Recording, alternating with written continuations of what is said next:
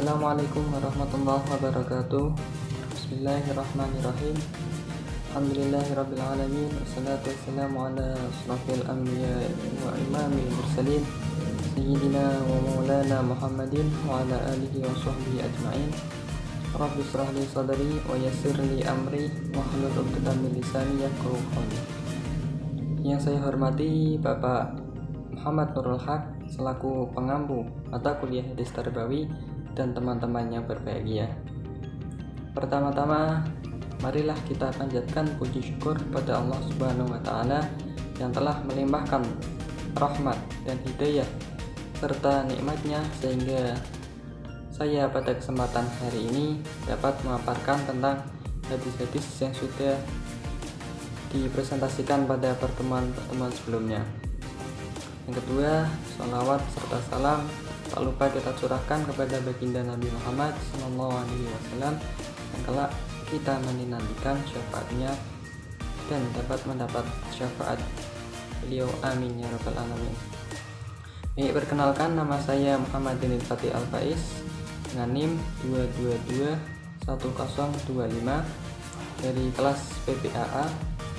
Hari ini saya akan memaparkan sedikit tentang hadis, yaitu guna untuk memenuhi tugas UTS hadis tarbawi.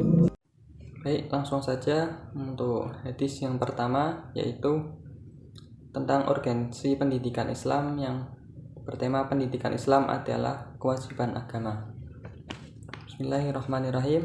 An Anasin ibni Malik qala Rasulullah sallallahu alaihi wasallam, talabul ilmi fariidatun ala kulli muslimin mawadi'ul ilmi inda khairi ahlihi kam qallidil hanaziri al-jawhara wal lu'lu'a wal dhahab.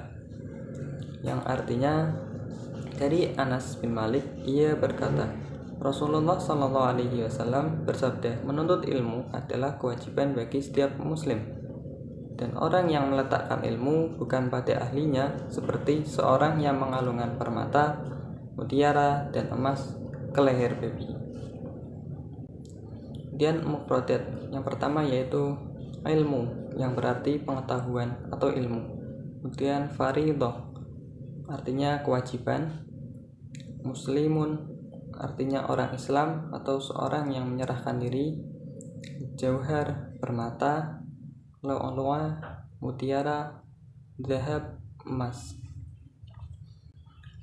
Kemudian untuk penjelasan hadis tersebut, hadis ini merupakan penjelasan tentang hukum mencari ilmu bagi setiap orang Islam yang telah diriwayatkan oleh Imam Ibnu Majah. Kan tetapi hadis tersebut diberi tanda lemah oleh Imam Suyuti. Adapun hukum menuntut ilmu menurut hadis ini adalah wajib, karena melihat betapa pentingnya ilmu dalam kehidupan dunia maupun akhirat. Manusia tidak akan bisa menjalani kehidupan ini tanpa mempunyai ilmu. Bahkan dalam kitab Ta'lim Muta'alim dijelaskan bahwa yang menjadikan manusia memiliki kelebihan di antara makhluk-makhluk lain adalah karena manusia memiliki ilmu.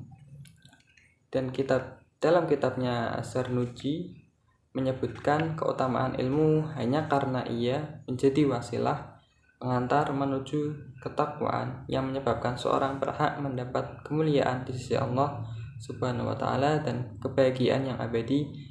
Dengan ilmu Allah memberikan kemuliaan kepada Nabi Adam alaihissalam atas para malaikat, dan Allah menyuruh mereka sujud kepada Adam. Mereka sujud kecuali iblis yang angkuh.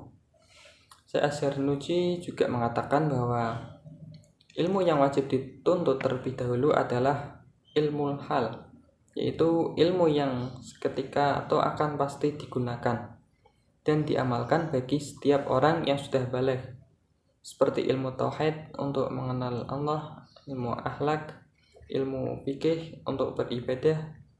Apabila kedua ilmu tersebut telah dikuasai, baru mempelajari ilmu-ilmu yang lain seperti ilmu kedokteran, ilmu lain yang bermanfaat bagi manusia yang dibutuhkan pada waktu tertentu.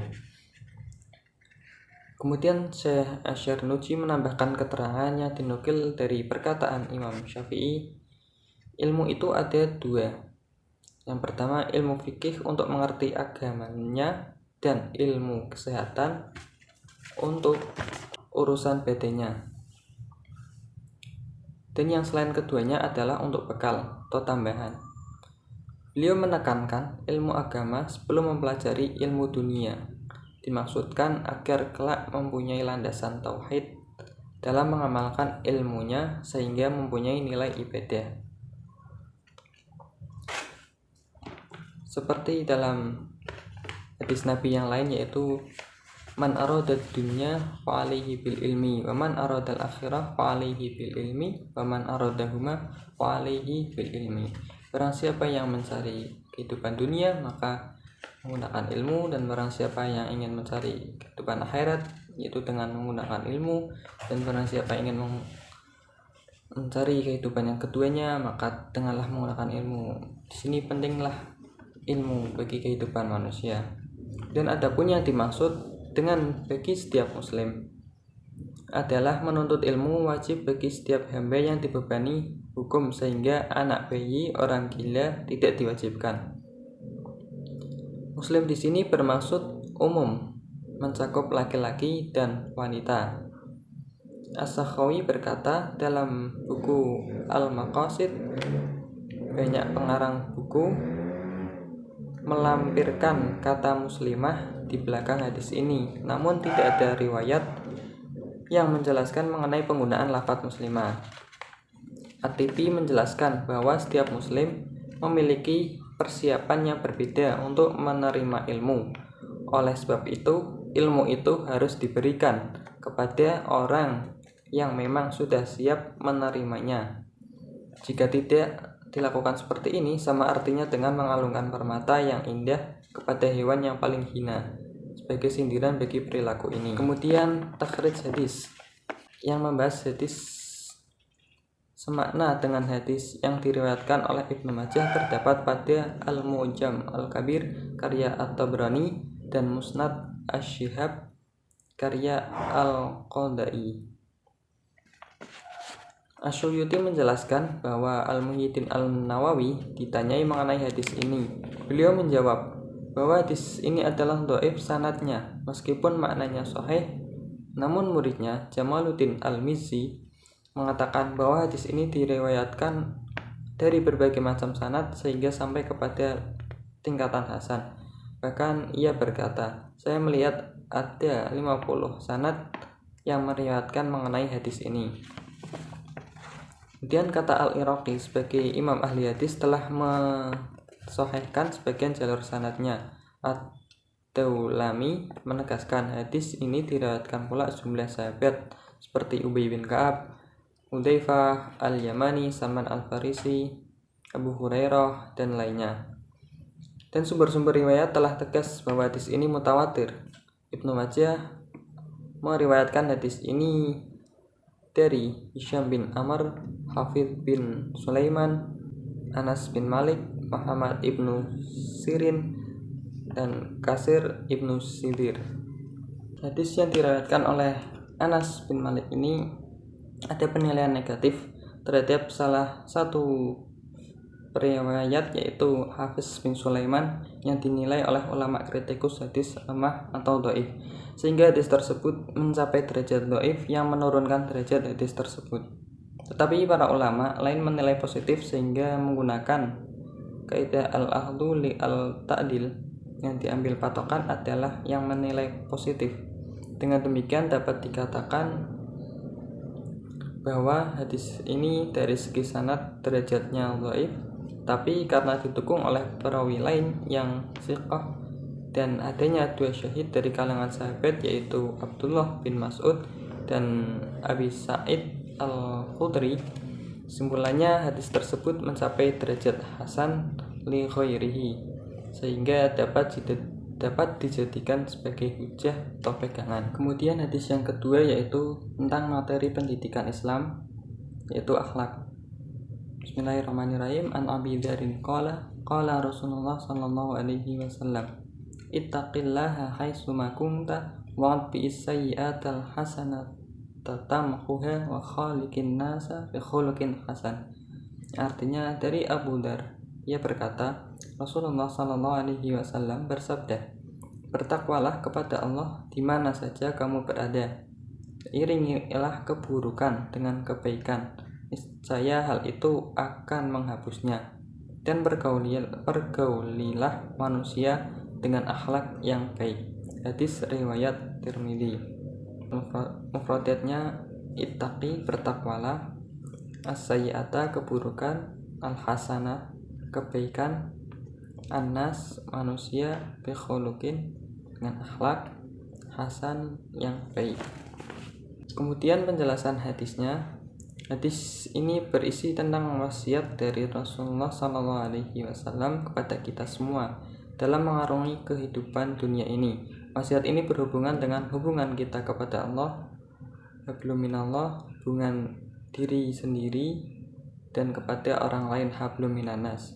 Setiap kita mesti akan berhubungan dengan Sang Pencipta kita, dan ini dapat diwujudkan dengan benar hanya dengan takwa kepadanya di setiap saat. Juga setiap kita akan berhubungan dengan diri sendiri sebagai insan yang tidak luput dari kesalahan dan dosa, maka caranya adalah dengan mengiringi kesalahan dan dosa dengan taubat yang merupakan amalan soleh dan kebajikan yang dapat menghapus dosa kesalahan tersebut. Sehingga bila seorang berbuat dosa, maka segera mengiringinya dengan taubat dan menambah amal kebaikan yang dapat menghapusnya. Dan yang berisi dalam hadis ini, yang pertama, takwa. Takwa kepada Allah merupakan kewajiban setiap muslim dan dia merupakan asas diterimanya amal soleh. Wajib bagi seorang untuk memenuhi hak Allah dengan bertakwa kepadanya. Wajib bertakwa kepada Allah dimanapun seorang berada, yaitu dengan cara melaksanakan perintahnya dan menjauhi seluruh larangannya, baik saat bersama orang lain maupun ketika sendirian. Kedua, yaitu mengikutkan kejelekan dengan kebaikan. Maksudnya itu bersegera melakukan ketaatan setelah keburukan secara langsung, karena kebaikan akan menghapus keburukan. Bersungguh-sungguh menghias diri dengan akhlak mulia, anjuran bergaul bersama manusia dengan akhlak yang baik. Akhlak yang baik termasuk dari kesempurnaan iman dan sifat orang yang bertakwa, sehingga termasuk puncak dari agama Islam yang lurus. Akhlak yang baik termasuk asas dari peradaban hidup manusia sebagai sebab bersatunya umat, tersebarnya rasa cinta, dicintai Allah, dan diangkat derajatnya pada hari kiamat. Menjaga pergaulan yang baik merupakan kunci kesuksesan, kebahagiaan, dan ketenangan hidup di dunia dan akhirat. Hal tersebut dapat menghilangkan dampak negatif pergaulan. Kemudian takhrij hadis itu terdapat dalam Imam At-Tirmidzi dalam sunannya nomor 1987 dari Abu Dzar Mu'ad bin Jabal. Kemudian ada Imam Ahmad dalam musnadnya nomor 21.354 dari Mu'ad. Syekh Syu'aib Arnaud mengatakan hasan. Imam Al-Hakim dalam Al-Mustadrak ala As-Shalihin katanya sahih sesuai syarat Bukhari Muslim, tapi keduanya tidak meriwayatkan. Persohihan ini disepakati oleh Imam Al-Zahabi. Imam At-Tabrani dalam Al-Mu'jam Al-Kabir nomor 296 287 dari Mu'ad bin Jabal, juga dalam Al-Mu'jam Asy-Syaghir nomor 530.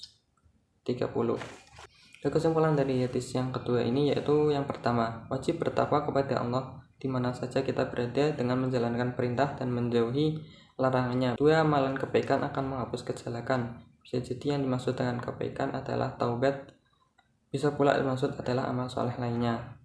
Tiga, yaitu kita diperintah untuk berakhlak mulia terhadap sesama, namun hal ini tidak menafikan pada suatu keadaan kita bersikap keras dan tegas. Namun kalau ada dua keadaan, yaitu diperintah bersikap lemah lembut atau keras, kita tetap memilih lemah lembut. Baik, terima kasih. Cukup sekian dari pemaparan hadis dari saya. Terima kasih. Assalamualaikum warahmatullahi wabarakatuh.